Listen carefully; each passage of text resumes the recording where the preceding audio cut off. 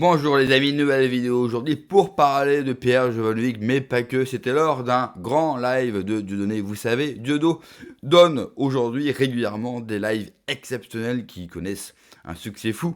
Et il revenait notamment sur l'affaire Jeffrey Epstein. Et écoutez bien, l'info totalement terrifiante, mais vraiment terrifiante, parce qu'on peut tous imaginer de Pierre Jovanovic sur Jeffrey Epstein. Mais juste avant, bien sûr, de l'écouter comme d'habitude, n'oubliez pas de vous abonner, le pouce, le commentaire, le partage, le boost de la vidéo. Merci à tous ceux qui m'ont rejoint sur Patreon, merci à tous ceux qui me soutiennent aussi bien sur Patreon, aussi bien par les dons sur Tipeee, sur YouTube.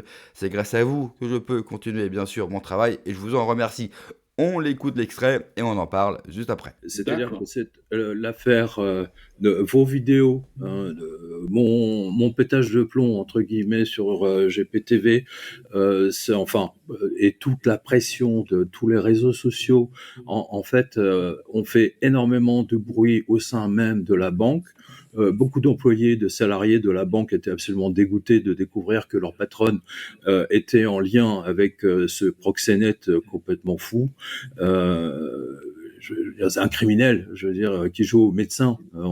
Là, j'ai une photo d'Epstein en train de, avec des amis qui font une chirurgie dans l'appartement de l'avenue Foch, par exemple. Donc on est dans l'horreur la plus totale.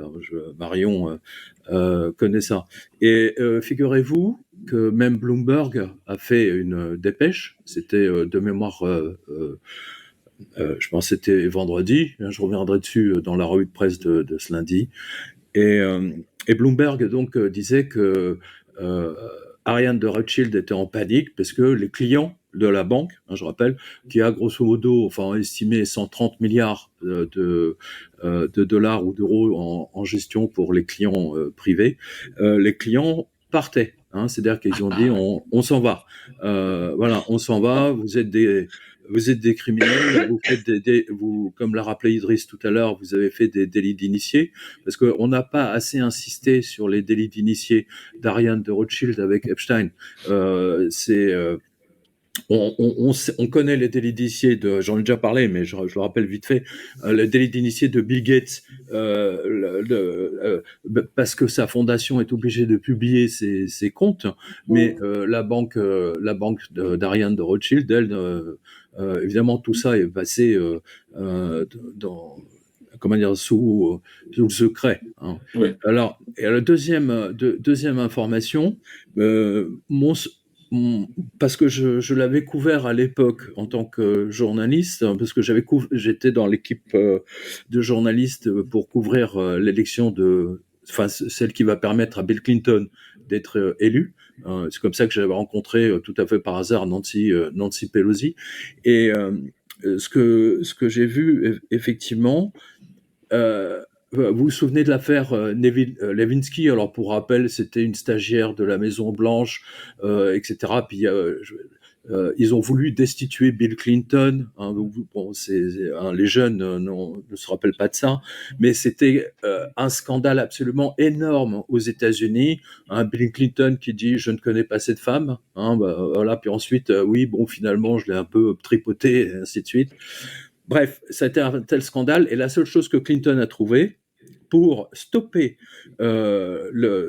à l'époque, c'était pas les réseaux sociaux, mais c'était déjà les débuts d'Internet, c'était de déclarer la guerre à ce qu'on appelle à l'époque la Yougoslavie. Donc, ils ont bombardé Belgrade, et du jour au lendemain, l'Amérique en guerre, tous les drapeaux d'or, etc., et terminé, il n'y a plus d'affaire Lewinsky.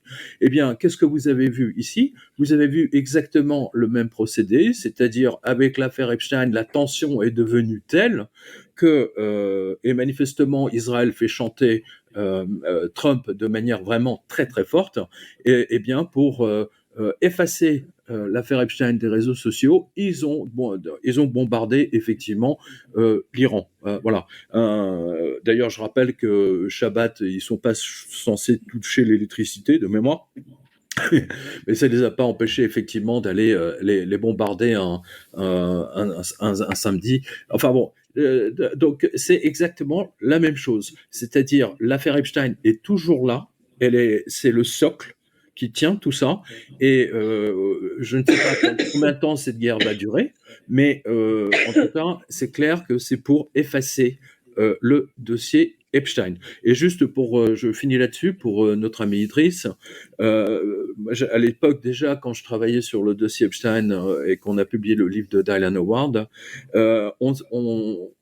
Dylan Howard a montré que l'avion d'Epstein, celui dont parlait Idriss, en fait, même si on peut changer l'immatriculation de l'avion, hein, c'est un peu comme pour une voiture, grosso modo, eh bien, le numéro du moteur, enfin, le numéro de l'avion, eh bien, c'est un ancien avion de la CIA, qui, en fait, avait servi, entre autres, notamment à un moment donné, il se servait pour transporter les prisonniers dans l'île de Guantanamo, ou alors pour torturer les prisonniers, mais en l'air, hein, c'est-à-dire voilà ce qu'ils ont toujours fait. Donc voilà, c'est un avion de la CIA et c'est la CIA qui lui a donné.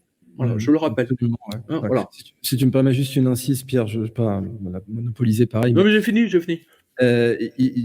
Honnêtement, très personnellement, je vais le dire de façon très courte. Là, tout de suite, ce que fait Trump en Iran, en ce qui me concerne, je suis assez dans le flou. Bon, vous savez ce qu'on dit, la vérité est un miroir brisé, chacun en possède un petit morceau. Et là, il se joue quelque chose, en fait, entre les partisans de la paix et les partisans de la guerre à l'échelle mondiale. Pas seulement... là, on est dans un moment de bifurcation où c'est plus Washington contre Téhéran, c'est la paix contre l'éradication, contre une guerre mondiale, contre un champignon nucléaire qui monte dans le ciel. Il y a des gens qui le demandent, on sait qu'il y a des gens qui l'appellent de leur vœu, il y a en effet des eschatologistes de tous bords, y compris chez certains protestants américains qui considèrent que c'est une chose. Et on a là ces forces qui s'opposent avec des hommes de paix dans les deux camps. On peut en trouver dans chaque pays, même les plus belligérants, même les plus dangereux. Et je ne peux pas dire aujourd'hui qui va gagner. Alors, je peux juste rapporter... Je voulais laisser l'extrait jusqu'à justement l'évocation de la guerre en Iran. Pourquoi ? Parce que dans l'affaire de Jeffrey Epstein, et vous avez entendu bien sûr l'horreur que nous a avoué l'image, la photo, on le sait, il avait un cabinet dentiste, il avait un cabinet de chirurgie. On peut très bien imaginer ce que faisait Jeffrey Epstein. Ça fait vraiment froid dans le dos, parce que on se demande comment vraiment des fois les êtres humains peuvent faire ça. L'être humain est capable de choses tellement magnifiques, tellement belles, est capable d'une excellence. Mais l'être humain est capable d'une excellence pour le meilleur et malheureusement pour le pire. Et quand dans des sociétés, et quand dans la nôtre surtout, nous avons abandonné le Christ et une morale commune pour une vision messianique. Et c'est pour ça que je voulais laisser l'extrait jusqu'au bout sur l'Iran.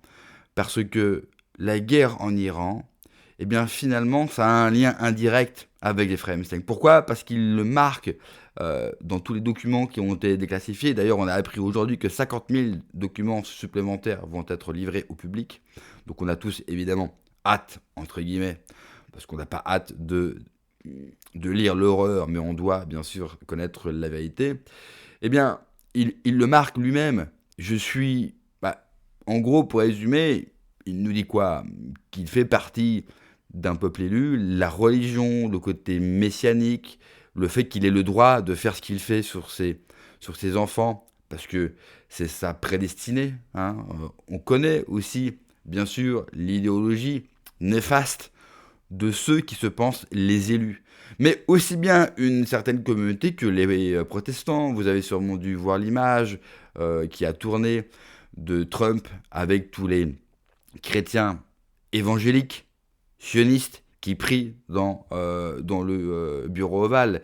C'est tout ce qu'il y a de pire, en fait, dans la religion. Le message du Christ, ce n'est absolument pas ça. Cela n'a rien à voir. Les évangéliques n'ont rien à voir avec Jésus. C'est malheureusement un détournement, et c'est pas la première fois, bien sûr, et ça ne sera sûrement pas la dernière, du message. Ce qui n'est pas la même chose avec une communauté qui, elle, ne détourne pas le message. Eux, ils sont totalement dans leur lignée et dans leur projet.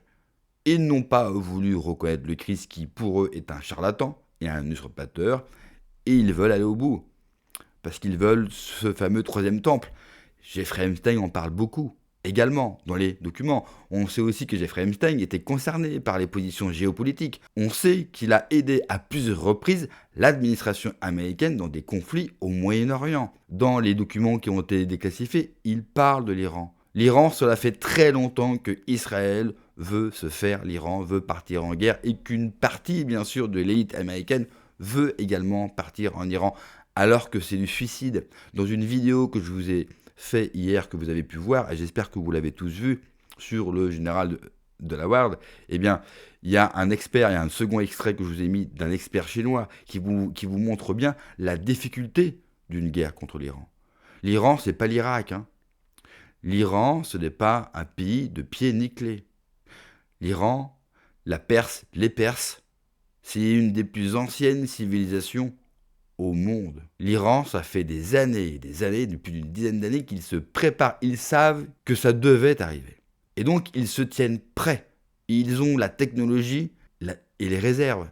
Ils ont plus de réserves en termes de missiles et de drones que les États-Unis et que les Israéliens réunis. Mais cette guerre n'a évidemment rien de politique. Et vous verrez qu'au final, il y aura sûrement une négo et que les régimes vont rester en place. Et que les régimes tombera, comme je l'ai toujours dit, par sa population, qui est jeune, qui est active. En plus de ça, n'oubliez jamais, l'Iran connaît des problèmes structurels avec sa jeunesse, notamment un chômage extrêmement élevé, un coût de la vie qui a explosé, et le phénomène de la drogue en Iran est extrêmement important. Donc de toute façon, le régime aurait fini par tomber. Mais il faut absolument comprendre l'enjeu messianique, et je dis bien messianique et non pas religieux, parce que pour moi, cela n'a évidemment rien à voir avec la religion. En tout cas, pas avec la mienne, pas avec le message que je promeux sur cette chaîne. Le Messie, il est déjà venu sur terre. Il a ressuscité et il nous a fait part de son... Et nous avons eu la grâce d'avoir son enseignement. Mais malheureusement, certains n'ont pas été touchés par cet enseignement et vénèrent d'autres divinités qui sont évidemment pas de lumière, mais qui sont l'obscurité. Merci d'avoir regardé la vidéo, les amis. N'oubliez pas, comme d'habitude, de vous abonner, le pouce, le commentaire, le partage, le boost de la vidéo. Prenez soin de vous, que Dieu vous protège. Allez, ciao.